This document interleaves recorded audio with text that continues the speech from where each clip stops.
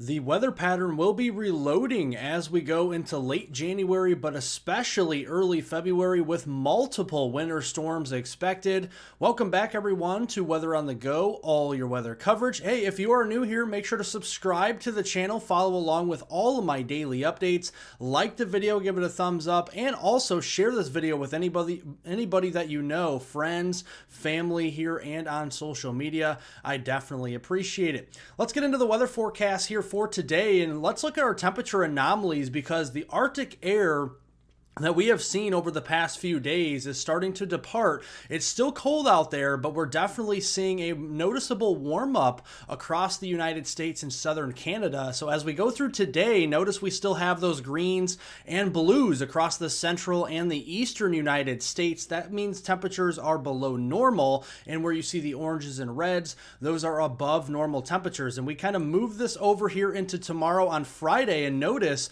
we do see the green and blues starting to shift further to the east toward the eastern seaboard.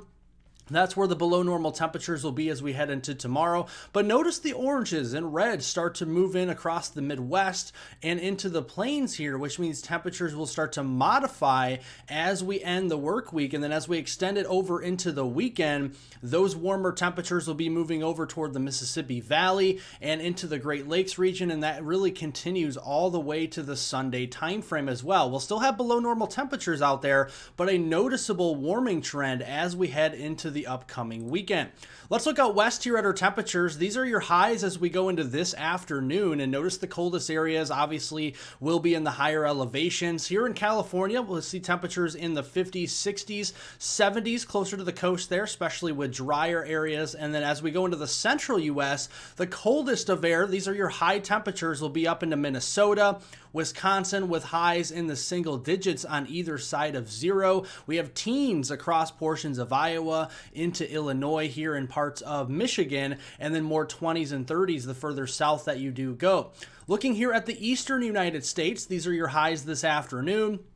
And notice the Northeast is the coldest here in the eastern U.S. with temperatures in the teens to 20s out here, and then more 30s, that 32-degree line going all the way up to the Ohio River Valley, and then further south from there toward the Tennessee Valley in the southeast, our high temperatures will be into the 40s this afternoon.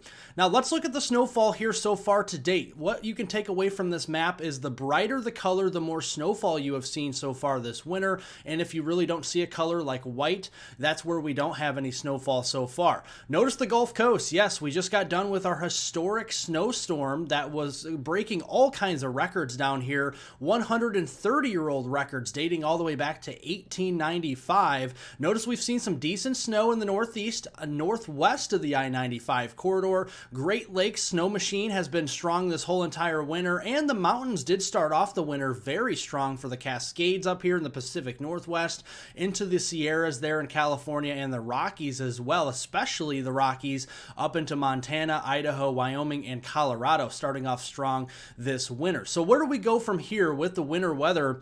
Well, here's the pattern as we go in towards your last week of January. And looking here at this map, you have that weaker ridge of high pressure that's going to be building in across the central U.S. That's why we're seeing our moderating temperatures.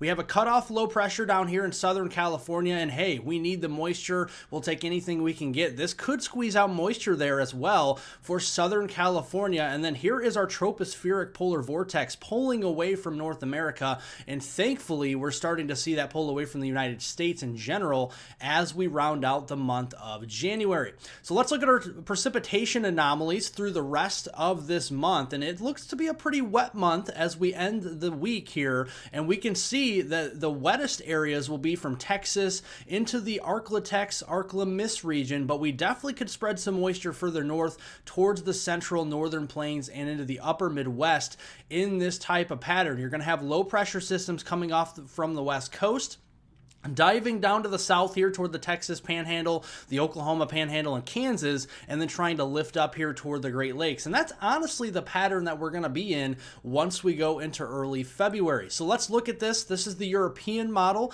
as we go through the rest of this week. We have some Great Lakes, lake effect snow up here as we go through the rest of today. Otherwise, pretty quiet outside of some rain showers there down in Florida. And looking here as we go into tomorrow, a little bit of a clipper system moving in from southern southern Canada that could bring some snowfall into parts of the Dakotas and Minnesota, maybe some snow here in Montana, Idaho, and Wyoming. Otherwise, high pressure, 1033, dominating the southeast, which means lots of sunshine can be expected as we go in through Friday.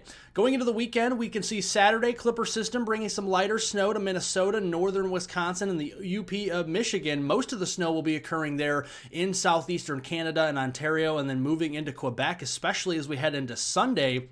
We are seeing some moisture finally returning into Texas here and into Louisiana and Mississippi in the form of rain as we go into Sunday. But look at over here into California. Yes, we can see some moisture, and those are the areas that have been, seeing those wildfires over the past several weeks. And it looks like we're going to get help a little bit, at least, from Mother Nature as we head into that Sunday timeframe. Heading into next week, let's look at what happens here on the European model. You can see we have a lot of Clipper systems moving down here from southern Canada into the upper Great Lakes region. We have a lot of moisture down here toward the south and kind of in between, very dry. And then you can see as we go into Tuesday, the theme is there. We got more of the Clipper systems moving in. That continues over into Wednesday. Wednesday's the day we have to watch for a more moisture-laden system next week coming up from the southern plains. Low pressure all the way down here toward the Rio Grande, and we have some rain showers from Oklahoma down into North Texas. Some of those could extend over into western Arkansas. The European model also showing snow from Colorado down into the mountains of New Mexico. That could lift a system up here towards Kansas, Nebraska. Now, this is lower confidence right now since we're still several days out, but definitely giving you an idea that severe weather could be back on the table with a milder weather pattern here down toward the Gulf Coast.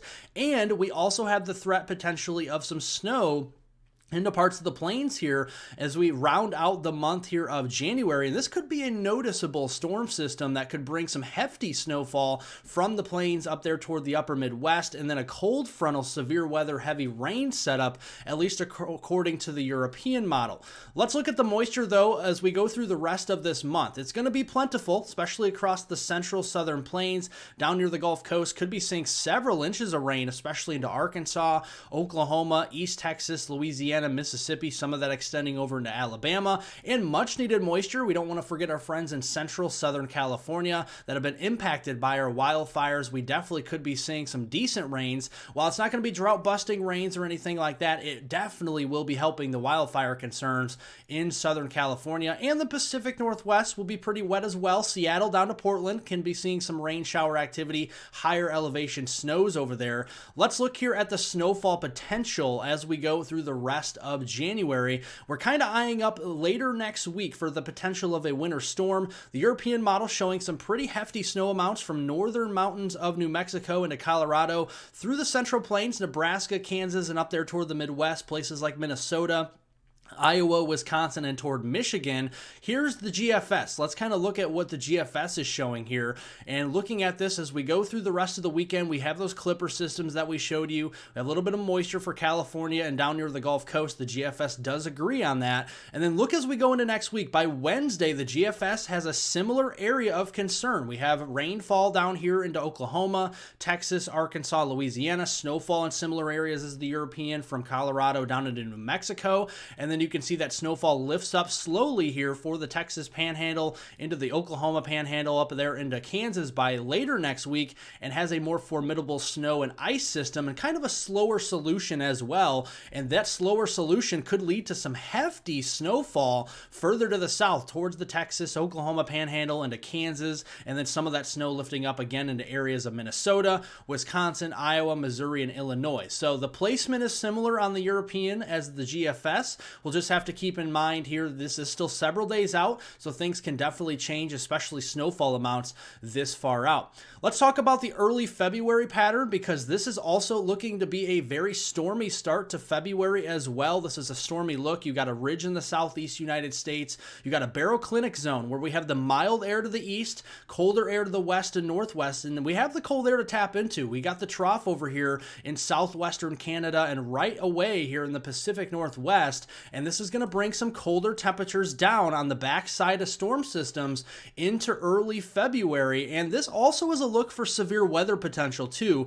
I know this could be an early start to severe weather season this year, especially if we can get some more moisture off the Gulf of Mexico, unstable air. Look at our warm temperatures down here near the Gulf Coast. So lower Mississippi River Valley and the southeast may need to be on alert for the potential for severe weather as we turn into the new month there of February, especially with frequent cold fronts and cold air coming in on the backside of storm systems. Now, as we go through the first week of February, here is the control member of the Euro, and you can see this is actually showing snowfall opportunities further to the north across the Dakotas, the upper Midwest through the Great Lakes here, parts of the lower Midwest too, places like Chicago, the Twin Cities, Des Moines, Kansas City, over here toward Detroit, Grand Rapids, and then more snow for the Northeast, especially more inland. And then you can see that the same idea, maybe a little bit more north on the GFS ensemble guidance, more toward the Canadian border. But you get the idea. The snowfall will be further north as we likely go into early February, especially with that southeast ridge really starting to build across portions of the southeast, and that will push the colder air a little further north and the snow line a little bit further north as well. Thank you all for watching. I hope you did enjoy today's weather forecast. We'll likely be back this evening for another weather forecast here on Weather on the Go. If you did enjoy it, make sure to like the video by giving it a thumbs up. Share this video with friends, family, and on social media. If you want to leave any comments, questions, concerns, you guys can do that in the comment section below. Otherwise, subscribe to the channel and follow along with all of my detailed, accurate weather breakdowns here, and we'll be back this evening with another accurate weather forecast.